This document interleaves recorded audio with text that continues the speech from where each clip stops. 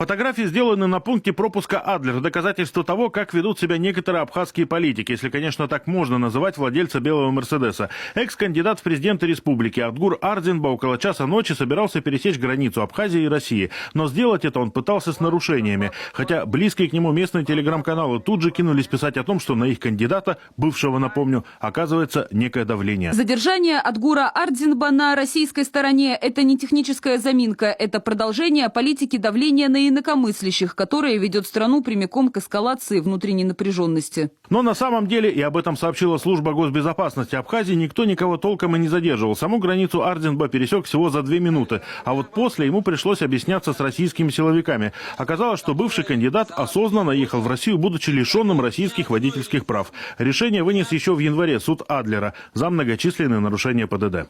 Управление транспортным средством при лишении прав является нарушением российского законодательства. Это стало основанием для проведения сотрудниками правоохранительных органов России соответствующих дополнительных проверочных мероприятий, после окончания которых гражданин Ардзинба покинул территорию пункта пропуска в 2:15 того же дня. Но об этом каналы, которые кричат о беспределе, почему-то умалчивают. Более того, в них ни слова и об этом человеке, Инаре Сичинава, который тоже находился в салоне Мерседеса Политика. На момент пересечения границы он был под подпиской о невыезде, но почему-то решил ночью прокатиться в Россию. Сичинаву еще месяц назад задержали местные полицейские. Мало того, что он был с оружием, так еще и пытался скрыться. Помогла только эффектная погоня. В ходе организованного преследования транспортного средства нарушитель был остановлен. Им оказался житель города Сухум Сичинава Инар Тимурович, 1996 года рождения.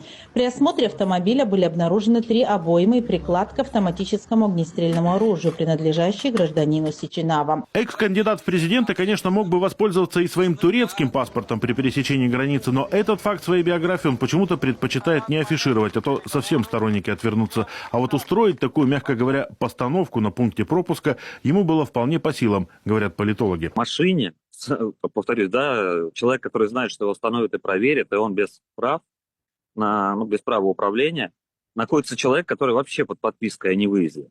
То есть персонаж, который был в машине вот этот, он там появился тоже не случайно. Но слишком много совпадений, согласитесь. Наверное, вот такую проверку стоит воспринимать как открытую провокацию, чтобы потом говорить, что все это где-то политический заказ или его преследуют и прочее. Но Ардзинба в итоге оказался для силовиков обеих стран неким неуловимым Джо. Его без так нужного ему скандала отпустили и напомнили о том, что управлять автомобилем без водительских прав не очень-то и правильно, даже для политика. Илья Ушенин, Наталья Попова, Александр Тутаринов, телекомпания НТВ.